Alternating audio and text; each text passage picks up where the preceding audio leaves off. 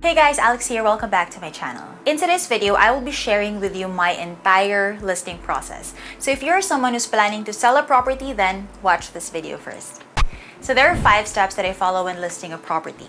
First, set a meeting with the property owner or their representative/attorney in fact. So the first step is crucial because the listing agreement is an agreement between the broker and the owner. It doesn't have to be a personal meeting because a lot of the sellers that I work with are based abroad. So for sellers who cannot meet me in person, I can set a meeting with them via Zoom wherein I discuss the listing process, my scope of work, the market strategies that I'll be implementing, and what the standard broker's fee is. It's during this time as well that I get to discuss the property details with them and discuss the different types of financing options that buyers usually go for. So part of the listing process is to obtain an authority to sell from the seller. This is an important document because PRC mandates us brokers to get one before we can market a listing, and it's also part of the policy of our realty, Truly Wealthy Realty, to get an ATS from the sellers before we can market any property. This document basically authorizes me as your broker to list and market your property, bring buyers to the property, and facilitate the negotiation on your behalf for a 5% broker's fee valid until the property is sold, or if you decide to take it off the market. Having an ATS will protect the seller as well from unscrupulous agents, as you can properly screen the agent before listing your property with them. So I suggest that you meet them in person or via Zoom if you're not here in the city, and just really check the track record of the agent.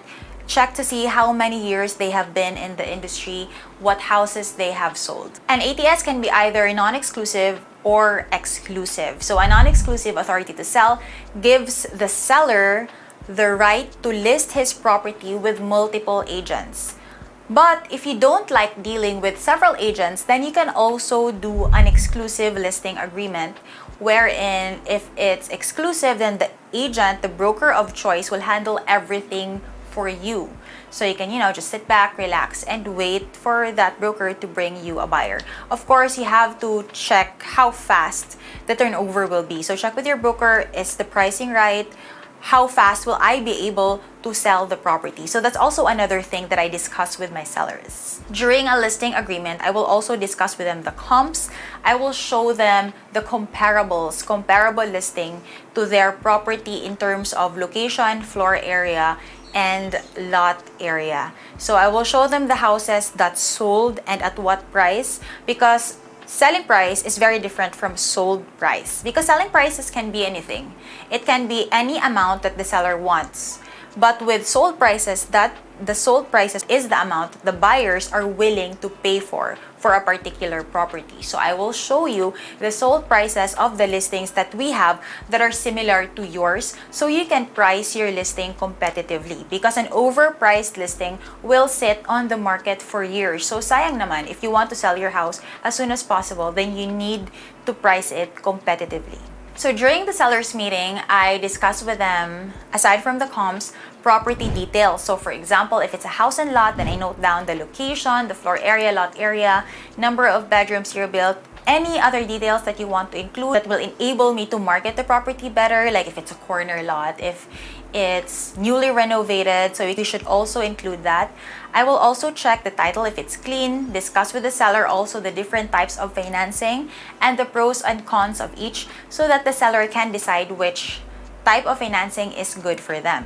So there are 4 kinds of financing that buyers usually go for. We have cash, bank financing, deferred cash, and rent to own. With a cash purchase, the buyer will pay the seller the full amount upon closing. So the advantage of a cash buyer is the seller gets paid immediately upon closing, and they don't need to wait for the title to be transferred before they get paid. Now with bank financing, once the buyer gets approved by the bank, and they get to proceed to closing, the seller will initially get a down payment, which is usually around 20 to 30% of the total contract price. It will really depend on the appraised value as to what the equity will be, what the down payment will be. And then the balance will be released by the bank once the transfer title has been submitted to them. Now, since title transfer takes about 4 to 5 months, now with COVID it's 5 to 6 months, there will be a waiting period before the seller gets to be paid in full. But you don't need to worry if you will get paid in full, because you definitely will, because the bank will release a letter of guarantee, which is the document guaranteeing that yes, you will be paid once the transfer title is submitted to the bank. So as a seller, you can choose to go for either cash or bank financing. Of course, sellers prefer cash since sino naman hindi gusto ng cash, diba? If you don't have to wait. But the disadvantage naman of only considering cash buyers is that this will decrease your buyer pool since only a small number of buyers can pay in cash. So you might have to end up waiting longer for the right buyer to arrive. So of course, cash would be the most preferred pay term. If there's a cash buyer, then you would definitely go for that. But if you can also consider as a seller, if you can consider bank financing, that would also be great since we can increase the buyer pool. We can offer your listing to a greater number of buyers. And then we have deferred cash. With a deferred cash payment, you take the total contract price of the property and divide it into X number of months or years. So the term will depend on the agreement between the buyer and the seller. I had a transaction last year wherein I sold a 3.5 million house in Westwoods, wherein the financing option used was deferred cash. So the buyer paid 1 million upon closing, another million after 1 month, and the balance of 1.5 would be paid after 3 months. The last type of financing is rent to own. It's more common in Manila, but not really as much here in Cagayan de Oro, because it's like you're giving the buyer, your buyer, a loan as the seller. So walang masyadong willing na seller to give buyers a loan. So they prefer either cash, or if you're gonna get a loan from the bank. With a rent-to-own financing scheme, the buyer pays a down payment and then the balance is paid over a longer period of time with interest.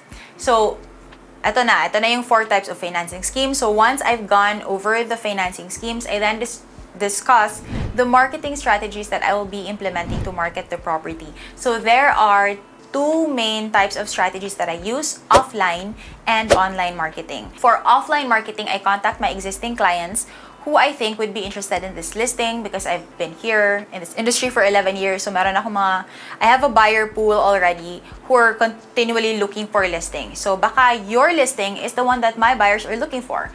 So aside from that, I also share the listing to my team, Truly Wealthy Realty, as well as to other brokers and agents, so they in turn can offer it to their clients. So in the real estate industry, we work with a lot of other brokerage firms and realtors to make sure that I can get the maximum exposure for my listings. And then we have online marketing. I post photos on our website, trulywealthyrealty.com, property ad sites like Lamudi, PropIt, social media. Of course, I have all the social media accounts. Name it, I have it. I have Facebook, Instagram, LinkedIn. I have a YouTube channel. I have TikTok. So for YouTube, I will create a video tour of your property. I will go there with my videographer, take a video, edit it, and then post it up on my channel so I can just send the link to interested buyers and agents who have interested buyers. So it's an easier way to market listings if meron ng video tour, because they can already see the video before actually going to the house. And then we will take photos as well. So these photos will be uploaded in the different social media platforms that I just mentioned and on property ad sites. So please note that we use like very high-end equipment to make sure that the photos and videos taken, maganda talaga yung kalalabasan.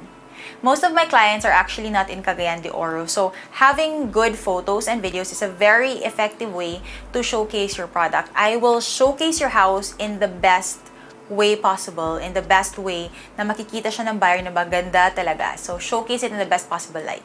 And then, third step, bring buyers to the property. So, once I have implemented all these marketing strategies, I then get inquiries from interested buyers. So, from those inquiries, some of them will lead to property tours. So, it will be part of my responsibility as your broker of choice to take interested buyers to see the property. So, if the buyer likes it, then the next step is to make an offer. And that's another task that I have as your broker, which is to facilitate the negotiation stage. So this is one of the most delicate and challenging parts of the sales process, and it's my favorite because it's challenging. You know, every negotiation is different.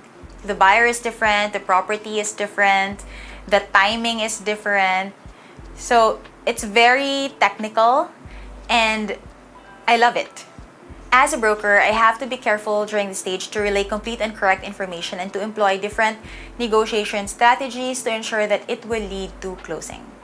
And fourth step, once both parties have come to an agreement and due diligence has been completed, the last step is to facilitate closing. So I put my clients in contact with a bank home loan officer, an attorney, and I ensure also that all documents are in order before we meet for closing. Para you as the seller, you don't have to do anything. You just need to pipirma ka na lang and then you just need to receive payment. And that's it. Congratulations, your home is now sold.